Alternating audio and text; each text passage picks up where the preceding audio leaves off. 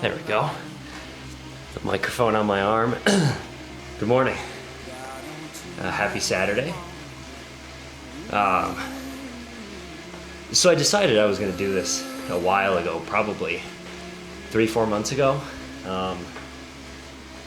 And I officially signed up about a month and a half ago. And my official training plan started this past Sunday. So this is this Saturday morning today.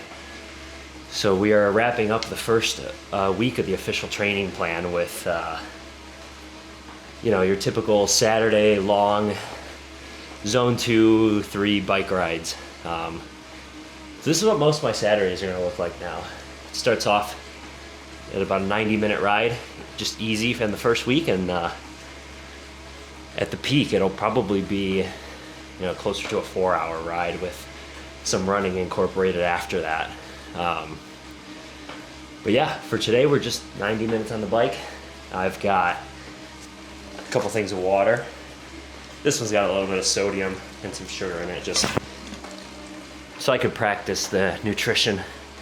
It's a bit early to start practicing nutrition, but I have no experience with it whatsoever. So I just need to get in the habit of doing nutrition during the workout. So that's kind of why I have these here. But yeah, I have a nice little station going.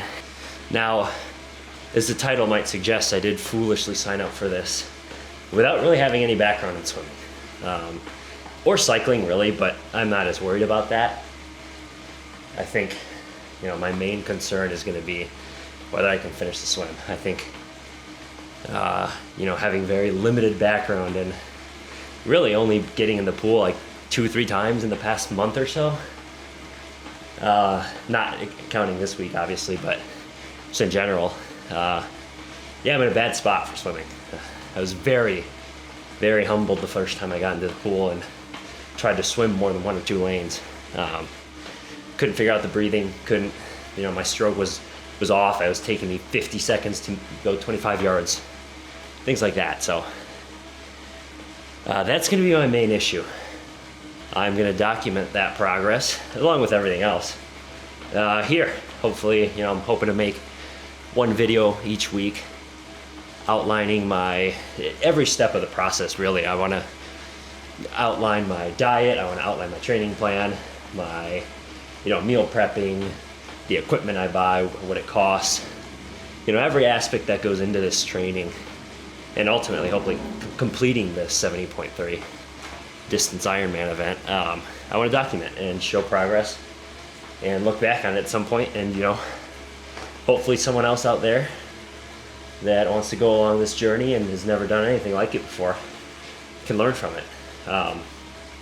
I think this video, I want to outline kind of how I built my own training plan, all based on my prior knowledge of sports, of exercising, and just research I've done on my own.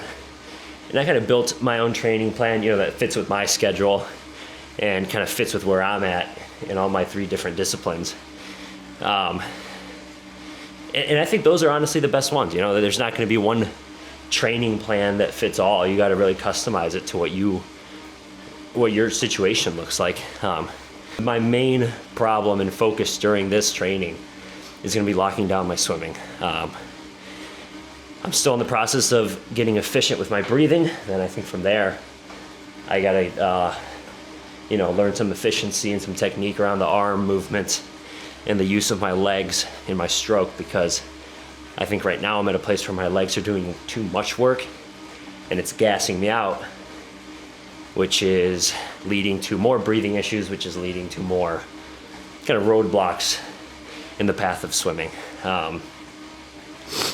So yeah, I will get into kind of how I laid out my first 8 weeks of the plan later in the video, and kind of the phases that come after that leading up to race day. But yeah, number 1 problem will be swimming.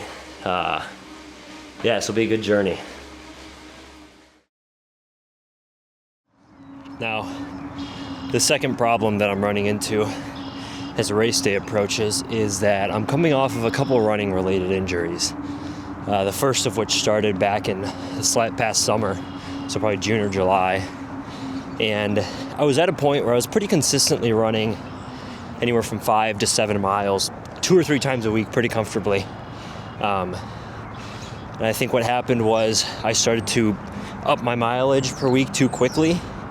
And I started to go from that 5 to 7 to maybe the runs were being 10 to 12 miles twice a week, 3 times a week. And I didn't have any progression or pace control getting from that 5 to 7, which I was already at, to that 10 to 12. So that ended up manifesting itself as a IT band issue and a common peroneal nerve problem that was running down the outside of my knee on my right leg. So I went and had a specialist look at it. Some guy that works with a bunch of marathon runners and Ironman athletes. And we worked on some things, lowered my cadence, shifted my striking area from my heel more to my mid forefoot zone, which I think the problem was actually I was just overextending, and shifting from the heel to mid to forefoot just helps prevent the overextending, because I don't think heel striking is bad necessarily, but when you combine that with the overextending, it just leads to increased pressure on your knee and joints. So as I fixed that, I got my cadence up, my strides are shorter, and the knee pain started to go away. But because of that shift, I started to develop some posterior tibial nerve issues on my left leg now, which I've been working through up until a couple weeks ago. So my focus during this training plan is primarily to let my tendons and my muscles heal, and especially build strength around the tendons and the muscles where I was having issues, to just kind of maintain that base that I started with and not bring the injuries back or develop any new ones. And ultimately, I think if I can maintain that, it'll take me through to the end on race day. So yeah, that's my focus. Don't get injured and don't bring any of the old ones back. Also, I don't know how well you're going to be able to see this, but Grand Rapids is currently on a flood watch for some reason. It's been like that for the past week. So this park that I like to run along, the water is currently flooding over onto the sidewalk all the way up until it comes up over there. Yeah, look at this. So river levels are high. So cuts my running path short, which is good for the 20-minute jog. And just like that, we are at the end of the first week of the training plan. To kind of lay out how I structured mine, if you look at other training plans online and what everyone's doing, there'll typically be 4 phases to your training. Your kind of building phase, where you're just supposed to, train your body to be consistent, show up, go through the motions, and get some experience in all 3 disciplines. That first phase is about 8 weeks for me. And then the second phase is going to start to introduce some of the race-like aspects, like running directly after bikes, or having some more race pace focused intervals. And that's another 8 weeks. And then the third phase, which is 5 weeks, I think, for mine, is the most intense phase, peaking at around that 4th or 5th week. That is going to involve a lot of what we call brick runs. So it's just essentially going on the bike and then getting used to running on, tired bike legs directly after. That's going to build up as well. And I'm going to start to incorporate some intervals at the pace that I want to be doing on race day. And then the 4th and final phase is a taper phase. I am essentially going to be bringing down volume, just staying consistent and making sure that my body is absorbing all the fitness that I've built over the past 20 weeks or so. So I will put what my first week looked like here on the screen, and it's typically going to follow the same structure for the first 8 weeks. I'm trying to do at least 3 strength training, weightlifting days per week. That will not be the case for phases 2, 3, and 4. That's probably going to fall down to 2 days a week for phase 2 and 3. And even maybe once per week during the 3rd phase, and then once per week during the 4th phase. Minimum, I'm going to be in the pool 3 days a week, just because that is my weak point, and I need to make sure I don't lose it. I need to just stay consistent, keep swimming. At some point, I want to incorporate open water swimming, which that will probably come end of phase 2, phase 3.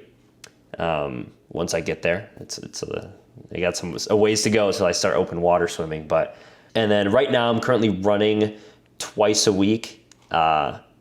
It's a bit light given the injuries that I'm working through. I think in a normal plan, I would probably lose one of the weightlifting days and incorporate another running focus day, or just go lighter on the weightlifting to make sure I have energy for the run. But yeah, this is the first 8 weeks for the training plan. As we kind of move through the phases here, I'll make one of these videos outlining, some of the key points and what the structure looks like for the week for each phase as we lead up to race day. So the last thing I'll cover here is my target times for the whole event. I am hoping I can finish, not counting transitions, I want to do sub 5.5 hours for the entire thing. That's my goal. Might be a little bit ambitious. We'll see as the training progresses, but what that kind of breaks out into is 38-minute swim, which is about 1 minute and 58 seconds per 100 meters pace.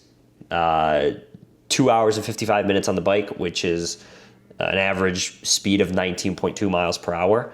And then at the end of that, I am allotting for 2 hours on the run, which is an average of 9 minutes and 10 seconds per mile. I think as a standalone run, that's a bit slow, but I have no idea how my run is going to be affected by the cycling right before. I haven't gotten into any of those brick trainings yet. So that's what I'm estimating right now. I'm hoping I can push that down. That is part of this whole experiment. Yeah, that is all I have this week. If you stuck around for the whole video, I appreciate it. Hopefully you learned something just as I'm learning through this process. And yeah, I'm excited to see what this whole journey looks like.